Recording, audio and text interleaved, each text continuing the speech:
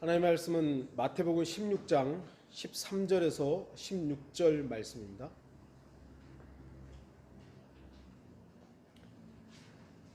마태복음 16장 13절에서 16절 말씀입니다. 제가 말씀을 읽도록 하겠습니다. 예수께서 카이사랴 빌립보 지경에 오셨을 때 제자들에게 물어 말씀하시기를 사람들은 인자인 나를 누구라 말하느냐고 하시니 그들이 말씀드리기를 어떤 사람들은 침례인 요한이라 하며 어떤 사람들은 엘리야 또 어떤 사람들은 예레미야 혹은 선지자들 가운데 한 사람이라 하나이다 라고 하니라. 주께서 그들에게 말씀하시기를 그러면 너희는 나를 누구라 말하느냐고 하시니 시몬 베드로가 대답하여 말씀드리기를 주는 그리스도 곧 살아계신 하나님의 아들이시니이다 라고 하더라. 시몬 베드로의 이 신앙 고백 참 소중하죠. 둘 중에 하나죠. 시몬 베드로의 이 신앙 고백이 맞든지 아니면 틀렸든지. 예수님이 만약 하나님의 아들이 아니었는데 이 말을 듣고 그대로 있었다면 이 사람 종교 사기꾼이죠. 예수님이 그 말이 맞기 때문에 가만히 계셨던 거죠. 그리고 오히려 칭찬하죠. 왜요? 살아계신 하나님의 아들이니까. 결론이지만 먼저 여러분에게 묻겠습니다. 여러분에게 예수 그리스도는 어떤 분이십니까? 여러분에게. 나에게 예수 그리스도는 어떤 분이십니까? 오늘 말씀의 제목은 너희는 나를 누구라 말하느냐. 사람들은 뭐라고 얘기하는데 너에게 나는 누구냐. 이 세상에는 수많은 위인들과 영웅들, 소위 성인이라고 불리는 사람들이 있습니다. 그 많은 사람들이 다른 사람들에게 칭찬과 아낌없는 사랑을 받는 이유는 누군가에게 도움을 주거나 희망을 주고 국가의 어려움을 구해내거나 역사에 큰 업적을 남기고 자신보다는 다른 사람을 위해 살았기 때문일 것입니다. 그 사람들이 칭찬하고 저 사람 위인이다, 성인이다 뭐 이렇게 부르는 것입니다. 간디라는 여러분들 알다시피 위인이잖아요. 간디의 민낯을 쓴 책이 있어요. 간디가 어떤 사람이었는가. 위대한 업적만 나왔지만 간디가 안 좋은 내용들을 이렇게 해놓은 것들도 있어요. 테레사 수녀. 사람들은 다 위인이라고 알지만 정말 그랬을까? 저는 이상하게 또 그런 것들만 이렇게 책으로 보여지더라고요. 그래서 보면은 이런 면이 있구나. 이런 면이 있구나. 나이팅게일. 이분에 대해서는 그렇게 나쁜 책은 없습니다만 어쨌든 사람들이 이 사람들이 참 대단하다. 이순신 장군, 우리나라에서 성웅, 이순신 욕해봐요. 큰일 나죠 우리나라에서는. 일제 때 일본에 항거했던 의사들이 있죠. 독립투사들이 있죠. 우리는 그들에 대해서 칭찬하고 기리고 기억합니다. 우리는 세상에서 유명하고 영웅적인 일을 하거나 스타의 반열에 오른 사람들에 대해서 이야기합니다. 그러나 그 아무리 뛰어나고 대단하고 위대한 일을 했다 해도 그리스도인의 주된 관심은 그들이 아니어야 합니다.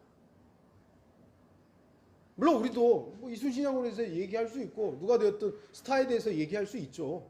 우리도 육신 잃고 사니까. 그러나 주된 관심은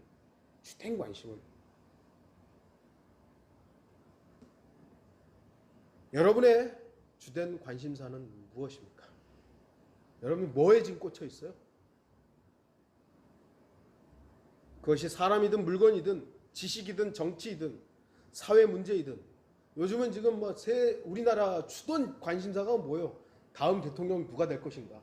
가지고 연일 그냥 뉴스 기사가 쏟아져요. 누구는 어떻고 누구는 어떻고 막 그냥 쏟아져요. 사람들의 주된 관심사는 누가 대통령이 될 거니까요. 저 이제 일하면서 식당에 가서 밥을 먹으면 저쪽에서 다 아저씨들 난리예요. 누구는 뭐라고 막 욕하고 막 난리예요. 서로 싸워요 막. 여러분은 어떤 것에 관심이 있습니까? 그리스도인의 주된 관심은 예수 그리스도여야 합니다. 예수님이어야 해요. 우리가 주일날 모여가지고 교제할 때 좀 아쉬움은 뭐 어떤 형제도 지적했지만 우리가 지금 계속 어떤 나쁜 사람에 대해서 얘기가 주로 나오는데 그건 우리의 교제의 좋은 방향이 아니에요. 뭐 가끔 언급할 수는 있습니다만 우리 주된 교제의 대상은 예수 그리스도셔야 돼요. 세상 관심사도 얘기할 수 있고 자녀들에 대해 뭐 직장에 대해서 얘기할 수 있습니다만 우리의 주된 관심사는 예수 그리스도셔야 돼요. 예수님이 지난 한 주간 나에게 어떠했고 그분이 나에게 어떻게 역사하셨고 나는 그분을 위해서 어떤 일들에 대해서 절제했는가. 여러분 청소년들이 자신이 좋아하는 스타에 대해서 알고 있는 것만큼 그리스도인의 주인이신 예수 그리스도에 대해서 알고 있습니까? 여러분은 어느 정도 예수 그리스도에 대해서 알고 있다고 말할 수 있습니까? 예수 그리스도는 진리신데 여러분은 진리에 대해서 얼마나 알고 있습니까? 예수 그리스도를 가장 온전하게 제시하고 알려주는 것은 성경 이외에는 없어요. 그러니까 성경 이외의 것을 통해서 예수님을 알려고 하기 때문에 자꾸 덫에 걸려요. 성경은 예수님의 12살 이전의 얘기에 대해서는 알려주지 않아요. 그러면 그거 필요 없기 때문에 성경이 하나님께서 우리에게 알려주지 않아요. 그럼 몰라도 돼요. 그런데 그걸 집요하게 찾아다녀요. 그러다 보니까 그런 책들이 나와 있어요. 그럼 그것이 이제 그걸 보고 야 예수님 어렸을 때 이랬대 하면 뭐가 맞는 거죠? 그건 성경이 아니기 때문에 버려야 돼요. 그거는 흥미거리일 뿐이에요. 그냥 이렇게 주장하는 사람이 있나 보다 하면 되는 건데 거기에 이제 빠져버리면 그걸 성경과 같은 권위에 둬버리면 에휴 성경이 지금 그걸 얘기 안 하고 있어. 아유 성경이 지금 잘못된 거 이렇게 돼버리는 거예요.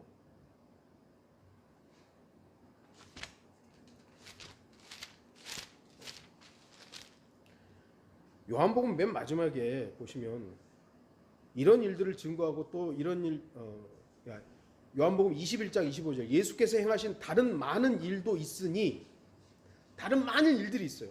만일 일일이 기록된다면 세상에 그 자체라도 기록된 책들을 둘 수 없으리라고 나는 생각하노라. 다른 많은 예수님의 일들이 있는데 이거 다 기록하려면 성경 말고 너무 많다. 책들이 너무 많아가지고 둘 데가 없다 할 정도예요. 그런데 하나님께서는 그런 거 기록하지 않았어요. 그럼 우리는 그리스도인의 자세는 이것만이 하나님께서 우리에게 필요한 것이구나 라고 받아들이면 돼요. 더 있대.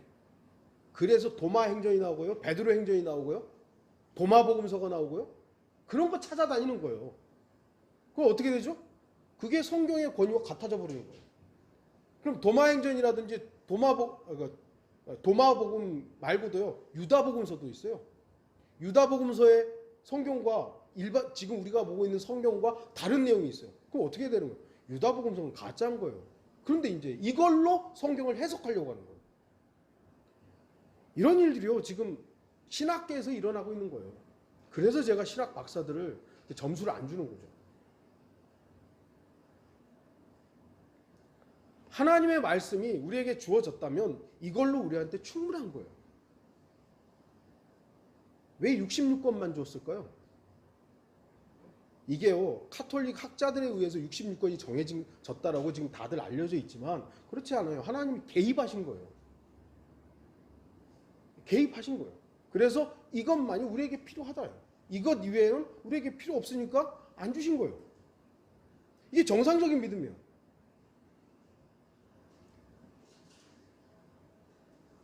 우리는 하나님의 말씀을 통해서 예수 그리스도를 알아야 돼요. 얼마나 알고 있습니까? 하나님께서는 구원받은 그리스도인이 진리의 지식에 이르기를 원하십니다. 디모데전서 2장 4절. 하나님께서는 모든 사람이 구원을 받고 진리의 지식에 이르기를 원하시느니라. 진리의 지식이 뭐죠? 전에는 제가 진리의 지식 그러면 성경을 얼마나 더 많이 아는가, 성경의 단어가 어디에 있고 교리적으로 어떠한가, 이것에다가 치중을 많이 했어요. 그런데요, 진리의 지식이란 결국 진리이신 예수 그리스도를 아는 거잖아요. 예수 그리스도를 안다라는 건 단순하게 여기 써 있는 것뿐만이 아니라 그분과 1대1의 긴밀한 교제를 통해서 인격적으로 알아가는 거예요. 인격적으로 알아가는 거. 진리의 식이라는 것을 단순하게 써 있는 기록에 한정시키는 것, 그거는 공부 시간 많이 들여가지고 공부 많이 하는 사람이 더 많이 알겠죠. 우리가 거기다 점수를 너무 많이 줬었단 말이에요. 그런데 진리의 식이라는 예수 그리스도와의 개인적인 교제는요, 어린 아이들도 할 수 있는 거고요, 나이 많은 노인들도요, 주님과 개인적으로 얼마든지 더 폭넓은 교제할 수 있는 거예요. 어쩌면 그거 아닐까요? 구원받은 사람들이 하나님 예수 그리스도를 개인적으로 더 밀접하게 아는 것을 아버지가 원하지 않을까요?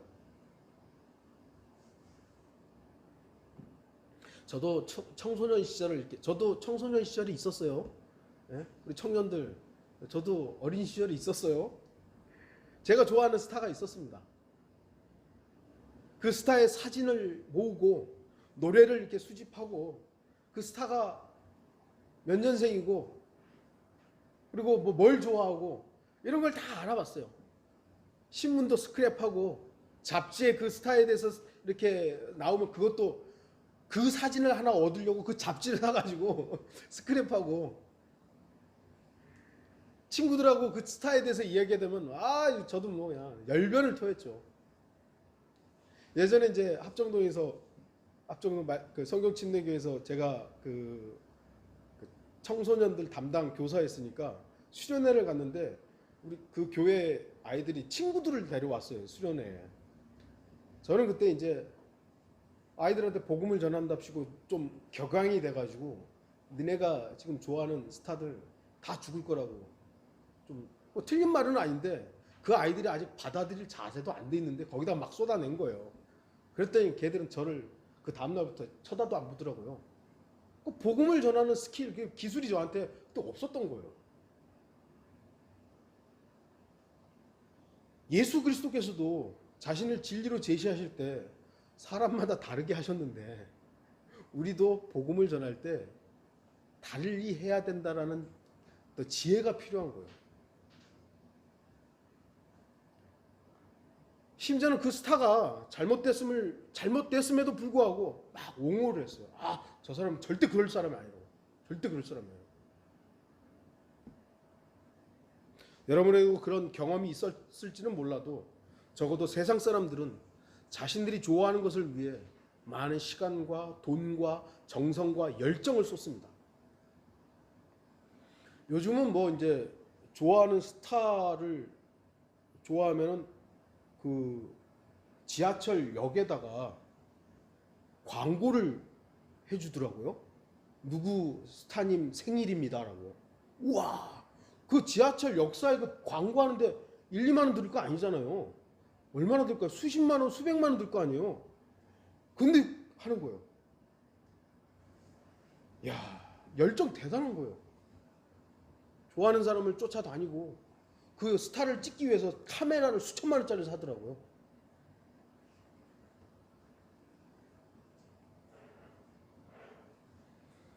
여러분이 진정으로 예수 그리스도를 사랑한다면 적어도 세상 스타보다는 더 많은 관심과 더 많은 사랑과 더 많은 열정과 더 많은 섬김이 있어야 되지 않겠습니까? 그러니까 여러분이 지금 예수님을 생각하는 만큼 여러분은 예수님에 대해서 표현할 수밖에 없어요. 내가 예수 그리스도를 어떤 분으로 믿고 있는 것인가? 베드로가 고백했던 것처럼 살아계신 하나님의 아들, 정말 주님은 나의 구주이십니다라고 고백하는. 그러면 여기 물론 이제 그 뒤에는 잠깐 헛다리 짚었습니다만 베드로의 전 생애를 보면 정말 그렇게 살았잖아요. 우리가 예수 그리스도를 고백하는 것만큼 우리는 살 수밖에 없어요. 나에게 예수 그리스도는 어떤 분이신가? 오늘 본문은 사도 베드로의 신중하고 진솔한 고백이 들어있는 구절입니다. 본문의 내용은 마가복음 8장 27절에서 31절과 누가복음 9장 18절에서 22절에도 같은 내용이 나옵니다. 근데 요한복음에만 이 고백이 없더라고요. 되게 이게 중요한 고백인 것 같은데 요한복음에는 없어요. 왜 그럴까를 좀 생각해 보세요. 요한복음 자체가 예수 그리스도의 신성을 나타내고 있어요. 그래서 굳이 이런 사도 베드로의 고백이 의미 없다라는 건 아니지만 요한복음은 자체적으로 예수 그리스도의 신성을 나타내기 때문에 이 고백이 나타나지 않아도 되는 것이죠. 주님께서는 카이사라 빌립보 지역에서 제자들에게 물어봅니다. 이 지역은 이제 팔레스타인 최북단의 도시 단지파 지역입니다. 주님이 쭉 여행을 하신 거예요, 지금. 그리고 맨 꼭대기 올라가지고 제자들한테 물어보죠. 사람들은 인자인 나를 누구라고 말하냐? 나에 대해서 뭐라고 그러냐? 물어본 겁니다. 사람들은 여러 가지로 예수 그리스도를 바라보고 평가했습니다. 어떤 사람들은 침례인 요한이다. 아마도 이러한 생각은 헤롯의 영향을 받은 사람들의 생각이었을 것입니다. 헤롯은 예수님을 부활한 침례인 요한으로 여겼습니다. 자기가 침례인 요한을 죽였잖아요. 근데 예수님이 나타나가지고 침례인 요한처럼 하고 다니는 거예요. 야, 침례인 요한이 부활했구나. 헤롯도요, 부활을 믿는 사람이었던 거예요. 부활을 믿는 사람. 그래서 그들은 주님께 침례인 요한 정도의 능력을 받았던 것입니다.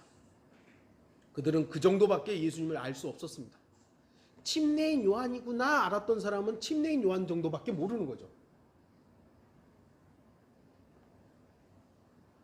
왜냐하면 예수님을 침례인 요한 정도로밖에 받아들이지 않았기 때문입니다.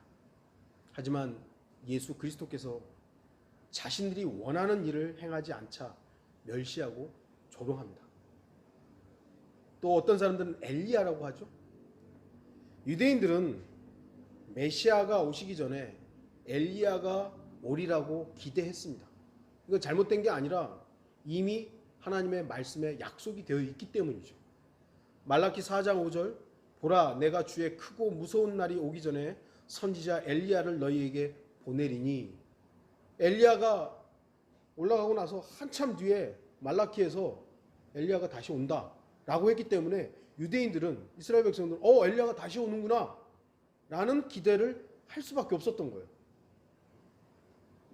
그래서 유대인들은 처음에 침례인 요한을 엘리야라고 보기 시작했던 것이죠. 저 엘리야인가 보다.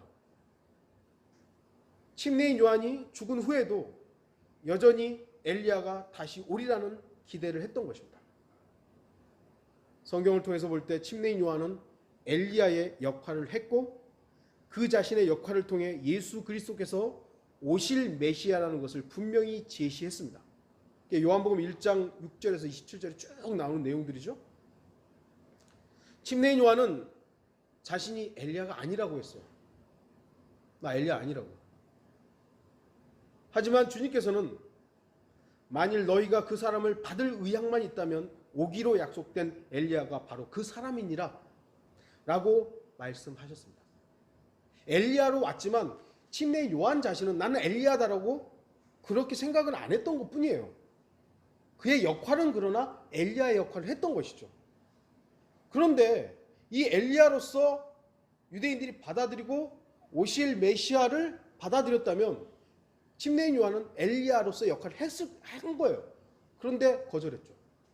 거절해버린 거예요. 죽여버렸고 예수님도 십자가에도 몰아넣고. 사람들은 침례인 요한도 엘리야로서 받아들이지 않았고 메시아이신 주 예수 그리스도 역시 받아들이지 않았습니다. 그들은 다만 주님을 자신들이 원하는 엘리야 정도로만 바라보았던 것입니다. 또한 어떤 사람들은 예레미야라고 했죠. 왜 예레미야를 말했는지는 정확하게 알 수는 없습니다. 왜냐하면 구약 성경에는 메시아 왕국 이전에 예레미야가 다시 온다는 예언이 명확하게 드러나지 않기 때문입니다. 그러니까 엘리야 같은 경우는 다시 온다라고 분명히 되어 있는데 예레미야에 대해서는 명확하게 다시 온다 이 얘기가 없어요. 다만 예레미야는 특별한 선지자였음을 알 수 있습니다. 예레미야는 결혼도 하지 않고 자식도 낳지 말라는 명령을 받은 유일한 선지자였습니다. 그는 또한 예레미야 애가의 기록자이며 포로로 잡혀가는 마지막 왕국의 선지자였던 것입니다. 그리고 자기 백성들에 의해서 붙잡히는 유일한 선지자이기도 했습니다.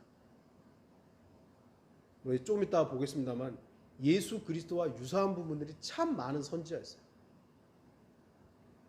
어쨌든 이 당시에 유대인들은 메시아와 엘리야와 함께 예레미야에 대해서도 생각하고 있었다는 것이죠.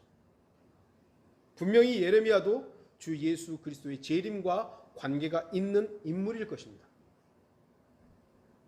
어쩌면 대환란 이후에 천년왕국 때 구약의 성도들이 다 천년왕국에 다시 일어날 것이니까 몸을 입고 일어날 것이니까 어떤 연관성들이 다 있겠죠.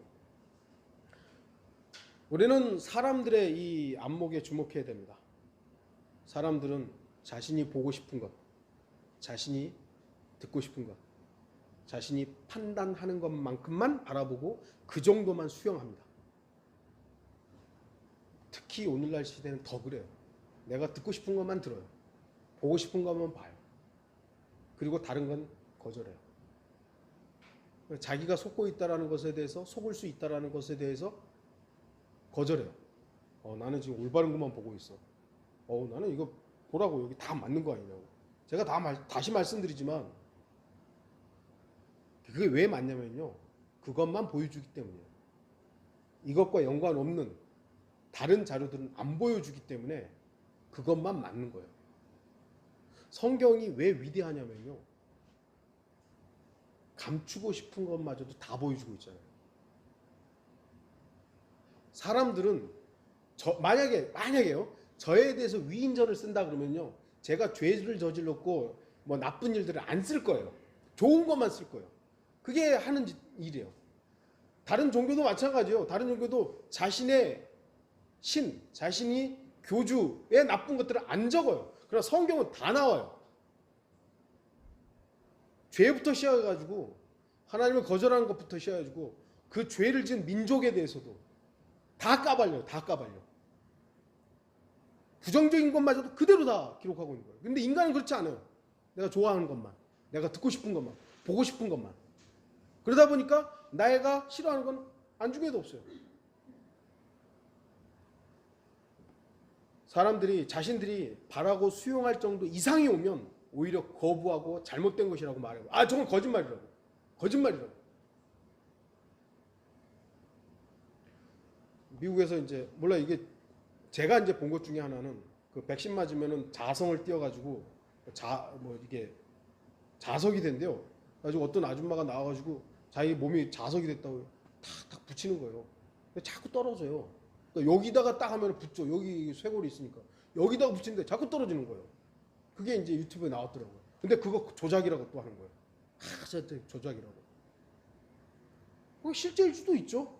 진짜로 자성을 띄워서 어떻게 부작용일 수도 있죠. 정보의 획일화가 되어버리는 거예요. 듣고 싶은 거, 보고 싶은 것만. 그리고 내가 알고 있는 것과 반대되는 거는 저건 조작된 거라고 이래버리는 거예요.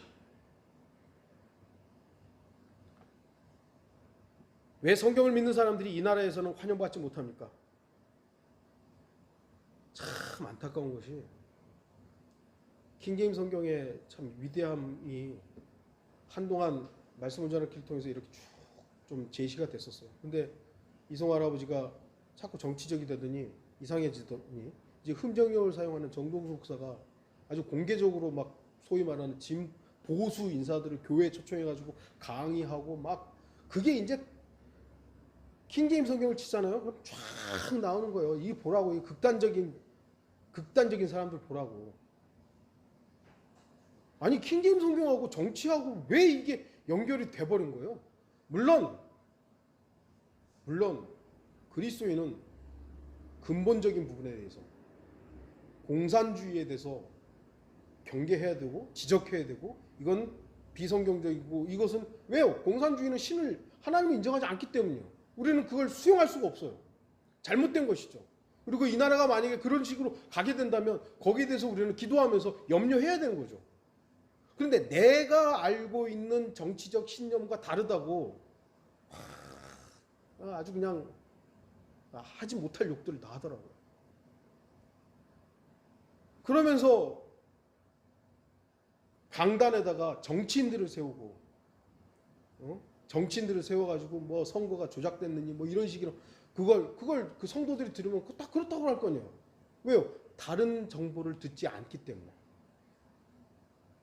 그래서 지금 한국의 킹제임스 성경 진영은요 90% 이상이 그렇게 매도가 돼 있어요.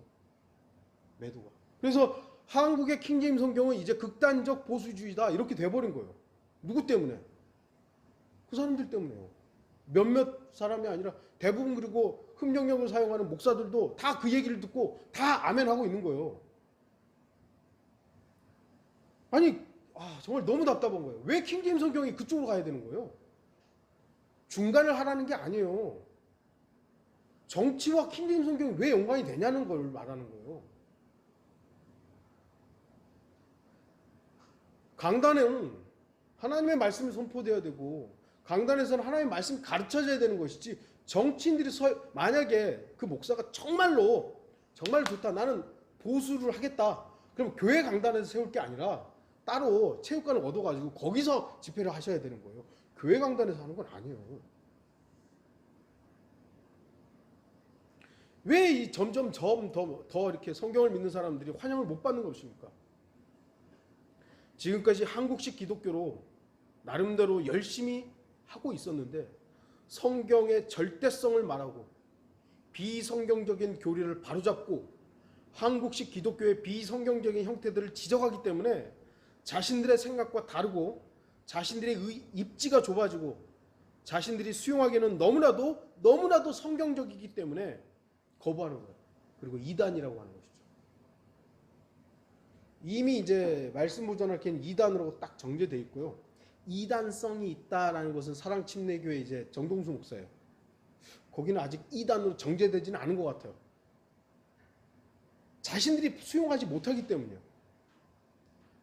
크리스마스가 잘못됐고 부활절이 잘못됐고 추적하면 성경적으로 찾아서 이게 잘못됐구나 하면 되는 건데 야 지금까지 우리가 부활절 했고 크리스마스 했는데 왜 너네가 잘못됐다고 해? 우리 이거 수용하지 못하겠어. 너네 이단이야. 이래버리는 거거든요. 킹제임스 성경만 옳고 다른 성경은 변개됐습니다. 비교해보면 될 거 아니에요. 비교해보면 될 거 아니에요. 그런데 지금까지 우리가 이 성경을 쓰고 이 성경으로 구원받았는데 이게 어디서 너네 이단. 그럼 미국에서 킹제임스 성경을 쓰는 모든 교회 이단이어야 되는 거잖아요. 미국은 아직도 70% 이상이요. 킹제임스 성경만 써요. 예전엔 90% 이상이었는데 많이 줄었어요. 지금 많이 줄었어요.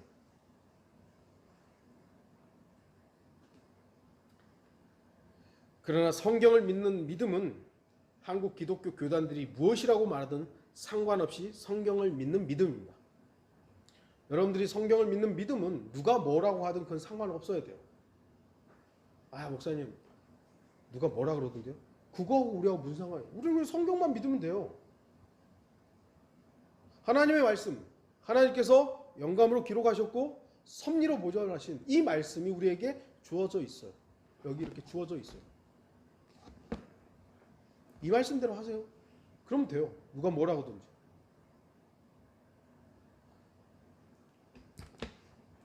그것이 성경을 믿는 그리스도인들의 전통이었습니다. 로마 카톨릭이 아무리 사슬 같은 칼날로 그리스도인들을 억압하고 박해하고 너 죽인다 했을지라도 그 그리스도인들은 우리는 성경만 믿고 가겠다.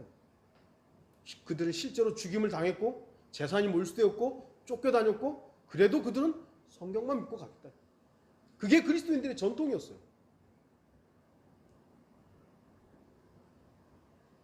그 옛날 로마 카톨릭이 성경을 믿는 사람들을 이단이라고 부르며 박해했음에도 불구하고 자신들의 믿음을 지켰던 것처럼 말입니다. 저 역시도 그분들의 이렇게 카타르 보고마일스 또 여기 와일덴스 이런 사람들하고 제가 어떻게 똑같아요? 똑같지는 않죠. 그리고 신앙의 뭐 어떤 생활들이 똑같지는 않죠. 그러니까 그들이 지켰던 하나님의 말씀에 대한 권위, 그 믿음은 저 역시 동일하게 지키려고 하는 겁니다. 사람들은 자신이 본 만큼만 수용하거나 자신들이 원하고 바라는 것만큼만 받아들이려 합니다. 저도 이제 처음에 우리 자매에게 킹제임스 성경에 대해서 이제 알고 읽어보라고. 됐어, 안 읽어요. 그때는 제가 이제 좀 강하게 했죠. 이제. 읽으라고. 어떤 경우에는 그럴 필요들이 있을 수도 있습니다만, 우리는 믿음이라는 건 강압적으로 될 수가 없다는 걸 제가 체득을 했어요. 많이 배웠어요. 이제 여러분들이 복음을 전할 때도 거부해요. 그럼 어떻게 억압적으로 해요? 강압적으로 어떻게 해요? 기다려야죠. 기도하면서 기다려야죠. 지난 몇 주 전에 조영원 목사님이 저에게 이제 그 주소를, 그 전화번호를 준 분하고 한번 만났었고, 조영원 목사님이 이번에도 이제 성경 CD를 좀 주라고 저한테 이제 보내주셨어요. 그래서 전화를 하고 문자를 보냈는데도 답이 없어요. 지금 안타까워요. 그래서 이거 성경 CD를 좀 보내거나 아니면 좀 만나서 얘기를 하고 싶은데 전화를 해도 안 받고 문자를 해도 답이 없으니까 제가 조영 목사님한테 이렇습니다 그랬더니 안타까워하는 거죠. 저도 안타깝죠. 근데 우리가 할 수 있는 방법이 뭐예요? 기다려야죠. 기도하면서 기다려야죠. 주님께서도 우리를 오래 세고 기다리시는데 우리가 너무 앞서는 부분들이 많을 수 있어요. 유대인들이 만일 예수 그리스도를 사도 베드로처럼 모두 고백했다면 주는 그리스도 곧 살아계신 하나님의 아들이시니다 라고 고백했다면 예수 그리스도를 십자가에 죽이라고 소리칠 수 있었겠습니까? 주님을 침례인 요한 정도로만 보았기 때문에, 주님을 엘리야 정도로만 보았기 때문에, 주님을 예레미야 정도로만 보았기 때문에, 자신들보다는 조금 나은 선지자로 알았기 때문에 자기들 마음대로 해도 된다고 생각한 것이죠. 침례인 요한도 헤로드 왕에 의해서 목베어 죽었잖아요. 인간이 어떻게 할 수 있는 거예요. 엘리야는 아합과 이세벨에 의해서 죽음의 위협 속에서 쫓겨다녔던 거예요. 도망다녔던 것이죠. 예레미야는 히스기야 왕에 의해서 지하 감옥에 갇히게 됩니다. 그러니까 인간이 마음대로 할 수 있어요. 예수님도 인간으로는 마음대로 할 수 있었죠. 그래서 십자가까지 가서 죽여버린 것이죠. 근데 부활의 능력은 어찌할 수 없는 거예요. 인간들이 어떻게 할 수가 없는 거예요. 그게 바로 기독교인들의, 그리스도인들의 부활의 능력의 삶입니다. 인간이 어떻게 할 수가 없는 거예요.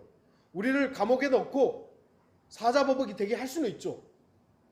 많은 순교자들이 그렇게 죽어갔고, 우리가 지금 만약에 국가에 어떤 박해가 있어서 예수 그리스도 못 믿게 한다. 너 죽을래 살래 할 때 죽겠습니다. 우리를 실제로 죽일 수도 있겠죠. 부활의 능력은요? 어떻게 할 수 없어요. 절대로 어떻게 할 수 없어요. 주님을 진정으로 살아계신 하나님의 아들로 믿고 받아들였다면 그 누구도 예수 그리스도를 평범한 사람 대하듯 그렇게 대하지는 않았을 것입니다. 그러나 유대인들은 예수님을 단지 조금 대단한 선지자 정도로만 여겼던 것입니다. 여러분은 예수님을 어느 정도로 여기고 있습니까? 여러분. 예수님이 여러분에겐 어떤 분이십니까? 여러분이 예수님을 여기시는 만큼만 여러분은 예수님을 대하게 돼 있어요. 예수님을 침례인 요한 정도로만 알고 믿는 사람들이 있습니다. 침례인 요한은 말라키 이후에 이스라엘의 400년 암흑기를 밝히는 참 선지자였습니다. 400년이면요 진짜 어마어마하게 긴 시간입니다. 하나님께서는 어떤 것으로도 이스라엘 백성들에게 계시하지 않았어요. 물론 성경이 있었고 그 중간중간에 조금 이제 생각이 트인 사람들이 죄를 지적했습니다만 하나님의 선지자로서 나타난 건 요한이거든요. 드디어 요한이 나타나서 회개하라는 거죠. 회개하라. 말라키 이후에 하나님의 선지자가 없었던 이스라엘에게 참된 하나님의 선지자가 광야에서 외쳤습니다. 침례인 요한은 헤롯의 죄를 정확히 지적함으로 결국 목배임을 당합니다. 죄를 지적했죠. 그래서 오늘날 침례인 요한처럼 해야 된다. 목사가 정권의 죄를 지적해야 된다. 헤롯의 죄를 지적했으니까 막 열불을 토하는 사람들이 있어요. 이빨인 소리를 해야 된다. 그게 바로 예수의 역할이다. 그래서 우리나라 한때 해방 신학이라는 게 있었고 그런 일들을 막 목숨을 내어놨던 목사들이 있었어요.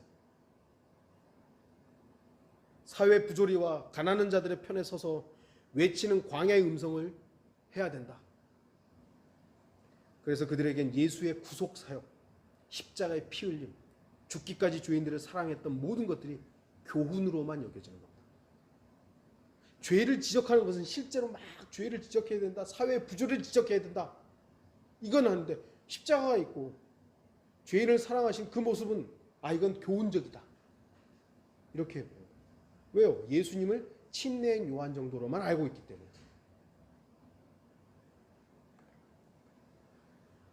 그래서 그들은 침례인 요한식의 예수님만을 바라봤던 것이고 예수님을 그렇게만 이용하고 있는 겁니다. 오늘날도 그런 목사들 많아요. 그러나 예수님은 침례인 요한의 일을 하러 온 것이 아닙니다. 예수님도 회개하러 천국이 가까웠느니라고 말씀하시지만 그것만을 위해서 오신 게 아니에요.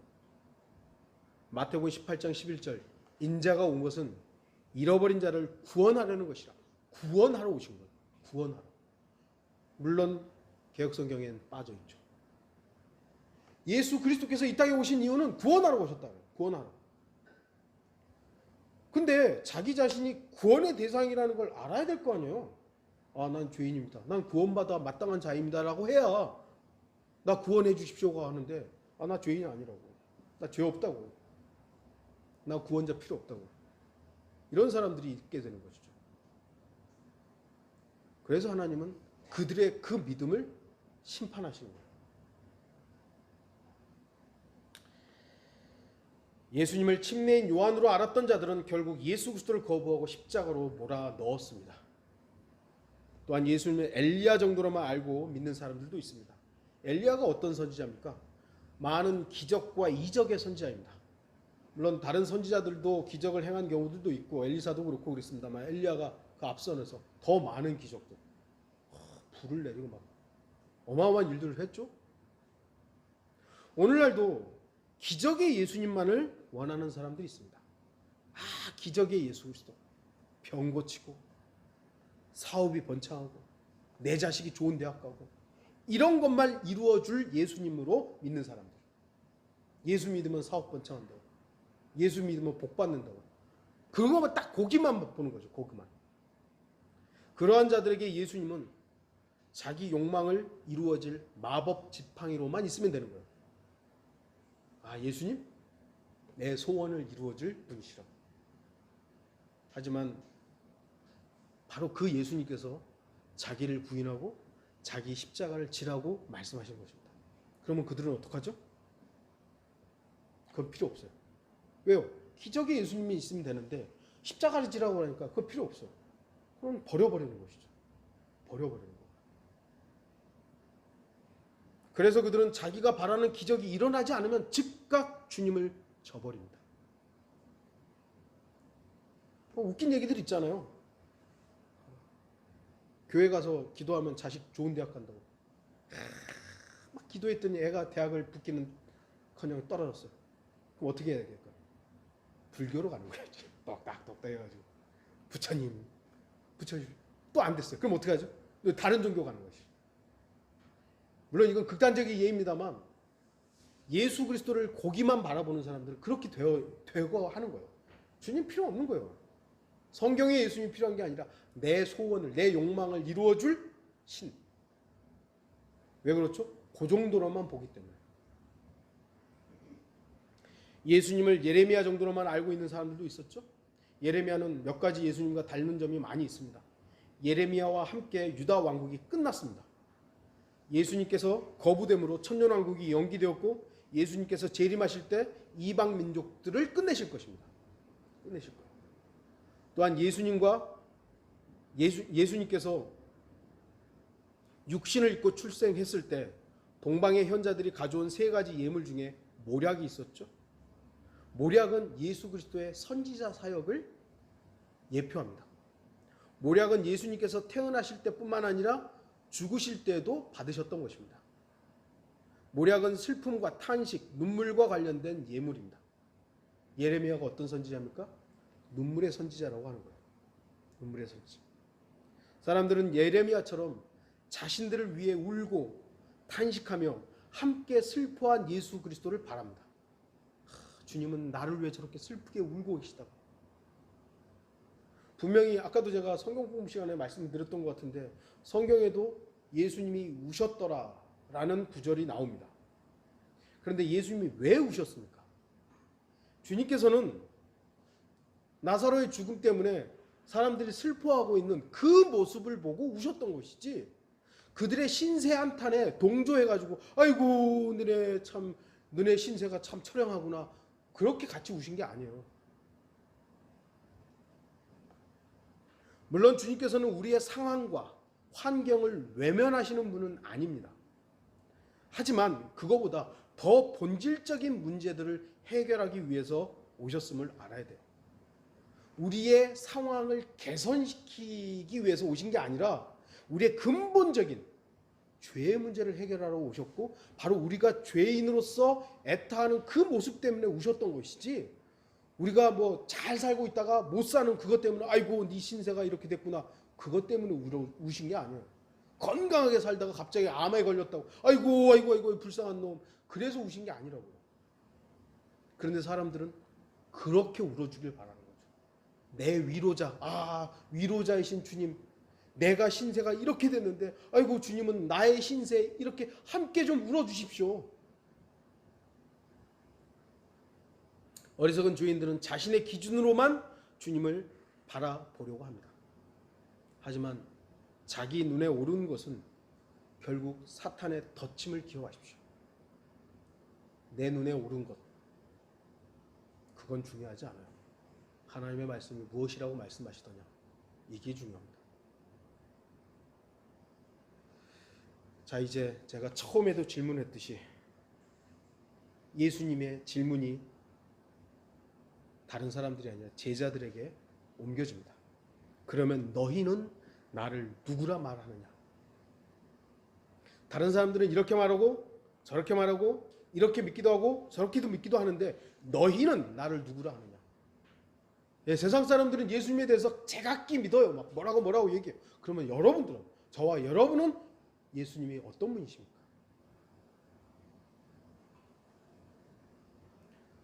성경을 알아야 예수님이 누군지 정확하게 알 거 아닙니까?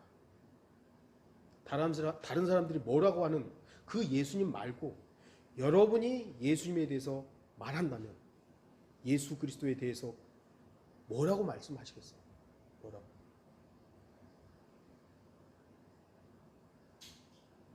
그래서 성경을 읽고 공부해야 하는 것입니다. 그렇지 않다면 자기가 생각하는, 내가 생각하는 예수님은 이런 사람이야, 아니면 다른 사람들이 말하는 예수님을 알게 되는 겁니다. 여러분 스스로가 성경을 통해서 예수 그리스도를 알지 못하고 그분과 인격적인 교제를 안 하고 설교만 들어가지고 윤 목사가 이렇게 설교했어, 예수님이 이런 분이래 라는 것만 알고 있다면, 여러분이 나가서 누군가가 내가 알고 있는 그분에 대해서 얘기할 때 나는 잘 모르고 난 예수님에 대해서 잘 몰라, 근데 우리 목사가 이렇게, 그건 여러분이 예수님 잘못 알고 있는 거예요. 사도 베드로는 남들이 말하는 예수님이 아니라 자신이 말하는 예수 그리스도에 대해서 얘기한 거예요. 아까도 말씀드렸듯이 요즘 젊은이들은 자신이 좋아하는 스타의 모든 것을 알기 위해 자신의 거의 모든 것들을 투자하는 것을 볼 수 있습니다. 젊은이들 모두가 그렇다는 것은 아니지만 무엇인가 미치면 그 사람만 또는 그것만 보이게 된다. 그래서 매니아라는 말을 하죠. 매니아. 미쳤다는 거예요. 미쳤다는 거예요. 저와 여러분이 예수 그리스도를 위해 미치지 않는다면 우리는 정확히 주님을 말할 수 없습니다. 예수님을 따랐던 제자들은 당시의 상황으로 본다면 예수님께 미쳐서 따라다닌 사람들이에요. 어부들이잖아요, 대부분. 어부들은 매일 나와서 그물질을 해야 돼요. 그래야 생존할 수 있어요. 그런데 예수님께서 나를 따르라 그러니까 그거 다 버려두고 가는 거예요. 아니, 부모들이랑 그 주변 친구들이 생각할 땐 좀 미친 거 아니야? 왜 저래? 당연히 그럴 거 아니겠어요? 미쳤으니까 그런 거죠. 물론 그들이 그 생업을 완전히 다 포기한 건 아니죠. 또 때때로 가서 또 생업에 종사하기도 했습니다만 주된 일은 주님 따라다니는 거예요. 3년 반 동안. 주님께 미쳐야 어떻게 보면 주님을 알 수 있는 겁니다. 여러분들은 예수님이 어디서 태어나신지 아시죠? 기록되어 있으니까 다 알죠. 예수님 십자가에서 왜 죽은지 아시죠? 왜요? 그거는 여러분들이 어렸을 때부터 들었기 때문에. 주님 다시 오신다는 거 아시죠? 왜요? 어떻게 보면 여러분의 신앙의 고백으로서 주님 곧 오신지가 만약에 아니라 아이고 내가 평생 동안 들어온 얘기가 주님 곧 오시니까 그거라면 여러분이 아는 만큼 재림에 대해서 기다릴 수밖에 없는 거예요. 그냥 지식으로 예수님은 곧 오신다라는 그걸로 형성되어 있으면 주님 오시든 말든 별 상관없어요. 여러분의 삶도 거기에 반응하지 않아요. 그러나 여러분의 믿음으로써 주님 곧 오시지. 삶이 바뀌는 겁니다. 바뀌어요. 사도행전 26장 24절 바울아 내가 미쳤구나. 많은 지식이 너를 미치게 하였구나. 이 지식이 무슨 지식이겠습니까? 네? 사도 바울이 알았던 지식이 뭐예요? 예수 그리스도에 대한 것이죠.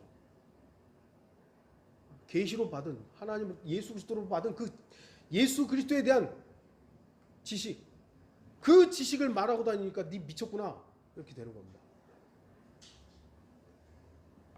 여러분도 예수 그리스도 때문에 미치십시오. 이거는 정말 주님 때문에 미치는 걸 말하는 거지 종교 때문에 미치는 거 말고요. 세상에서 지금 여러분들 기독교인들 가운데 정신병원에 가는 사람들이 꽤 있습니다. 잘못 믿어가지고 진짜 미치는 거예요. 진짜 미치는 거예요.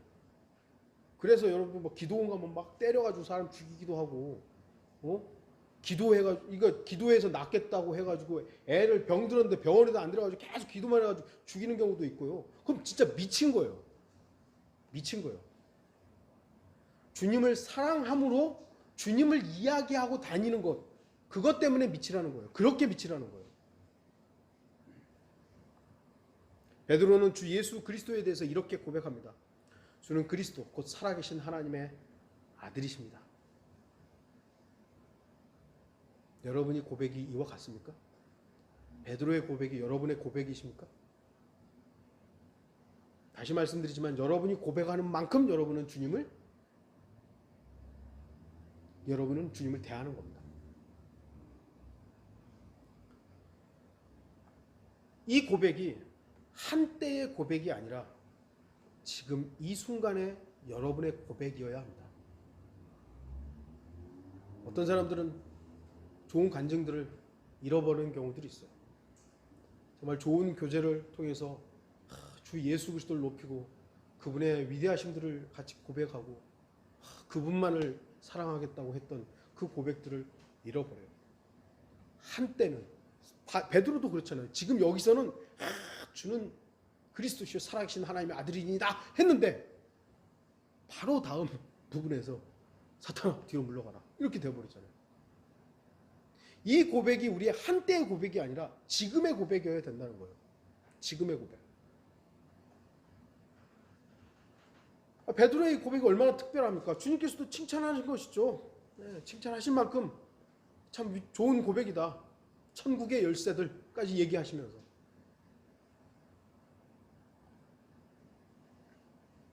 그러나 성경에 예수 그리스도를 정확하게 알고 있다면 이 고백은 특별한 고백이 아니라 너무나도 당연한 고백이어야 하며 사실이어야 하는 것이죠.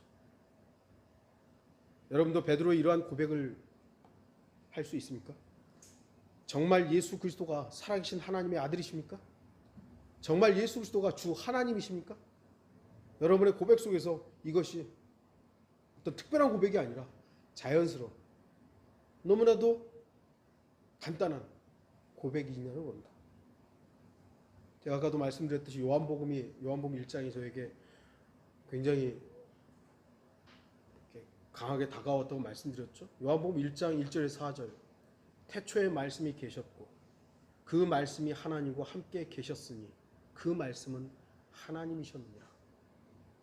그 말씀이 태초에 하나님과 함께 계셨느니라. 만물은 그에 의하여 지은 바 되었으며 이미 지음받은 것 가운데 그가 없이 지어진 것은 아무것도 없더라. 그분 안에 생명이 있었으니 그 생명은 사람들의 빛이라. 14절 보시면 그 말씀이 육신이 되어 우리 가운데 거하심으로, 말씀이 그 하나님인데 그 하나님이 육신이 되어 우리 가운데 거하신대. 예수 그리스도시잖아요. 이분이 말씀이시고 이분이 곧 하나님이신 거예요. 이분 안에 생명이 있는 거예요. 성경 이외에는 이렇게 말하는 게 없어요. 예수 그리스도에 대해서 이렇게 명확하게 설명하는 게 없어요. 우리가 그의 영광을 보니 아버지의 독생자의 영광으로 은혜와 진리가 충만하더라. 여러분이 알고 계신 예수 그리스도가 바로 이런 분이십니까? 그렇다면 여러분 그렇게 고백하셔야 돼요. 말씀이시라고, 생명이시라고, 하나님이시라고.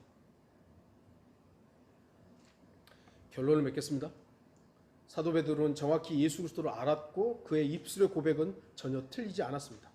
비록 바로 뒷부분에서 사도 베드로가 육신의 생각으로 다가섰을 때 사탄이란 말을 듣긴 했지만 사도 베드로는 자신의 일평생을 자신이 믿고 자신의 입으로 말한 대로 선포하고 다녔습니다.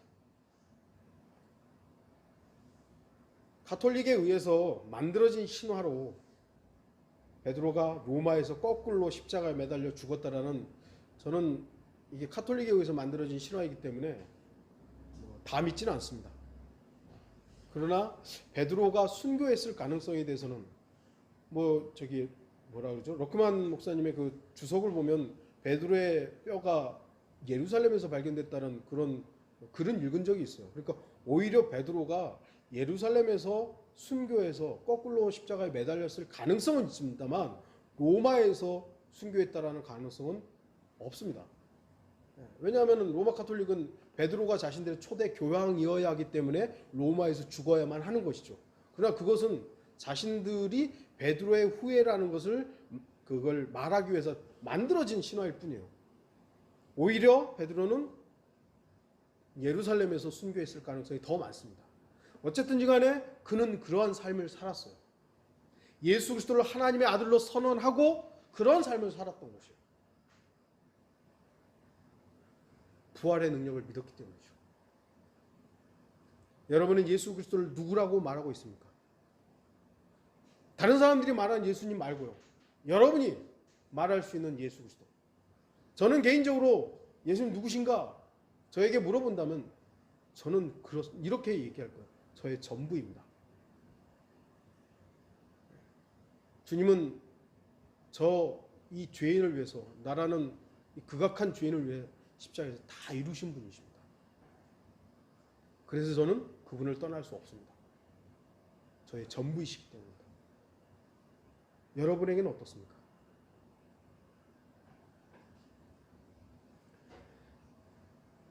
세상 사람들은 늙고 힘이 빠질 영웅이나 스타에 대해서도 말하고 자랑하고 소리치고 열광하는데 그리스도인의 주인이시고 구주이시며 왕이시며 사랑하는 신랑이신 주 예수 그리스도를 말하지 않는다면 우리는 세상 사람들보다 못한 그리스도인이란 말을 들을 수밖에 없을 것입니다.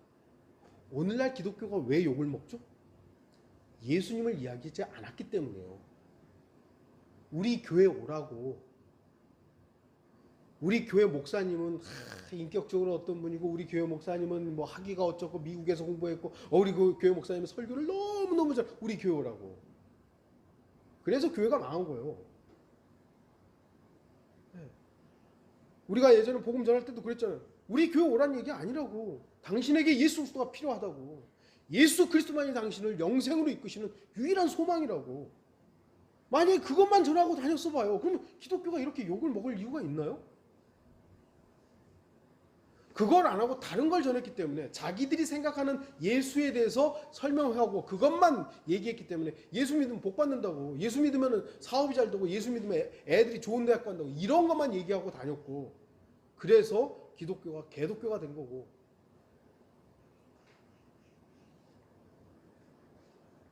우리가 입술로 고백하는 예수 그리스도, 여러분은 예수 그리스도를 누구라고 말씀하시겠어요?